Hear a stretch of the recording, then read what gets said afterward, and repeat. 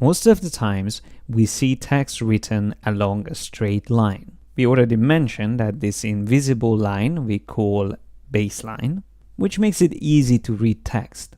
But what if you want to create some motion by breaking up that baseline, but instead of moving each character individually, use a curved path that the text can follow? So this is again something quite simple to set up.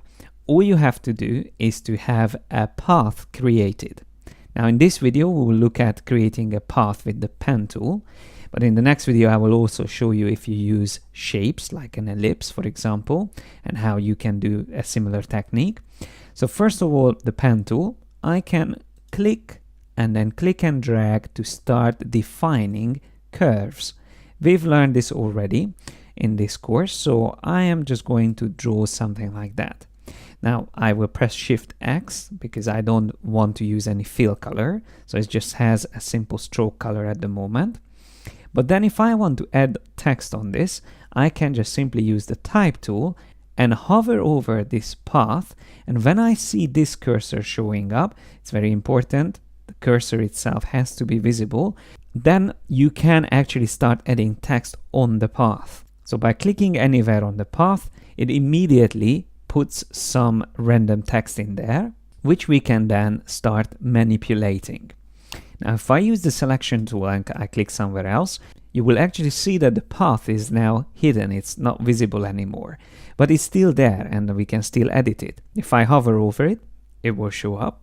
And more importantly, the tool that you will need to use here is the direct selection tool. So that's A on the keyboard, or this is the one here in the toolbar, because with this you will be able to adjust the text on the path or the path itself. So there are a couple of things you need to remember here. First of all, you can change the starting point of the text. So it's almost like moving the text along the path. Make sure you don't click on that square, you drag the actual line itself. So there's a little line there, and you want to see the cursor looking like this, what you see on my screen now, to be able to amend the start point. And then there is also an end point, this one here. Once again, don't click on that empty square. That's for threading text. That's not something you would normally do with text on a path, but of course you can do that. So in case you want to have the text going from one path to another, you can also use that. Let me just show you that quickly. So if we have another path created like that, again, I'm going to use my previous text, the direct selection tool, and drag this one in. So you will see that the first two words are still visible, but the rest is now in overflow state. So they are not visible. And this is something we talked about, the threading of text. I can actually do that by clicking on that red plus and come over onto this path here and add them in there. So that would be two paths and the text is connected by using a threading. Now I'm going to delete this second path and I will come back here and I just increase the space in which the text can be written. So that's once again, that's the end point. And if I want to move both the start and end point at the same time, then there is another indicator, this one here in the middle, with which I can just drag the whole thing at once. So that moves both the start and end point. And another thing I can use this center line, which is sometimes hardly visible, is to actually switch where the text is written. So above or below the path. So that's also quite useful. You can amend that quite easily. And I mentioned that you can still change the shape of the path. All you have to do is to select anchor points on the path to be able to adjust that.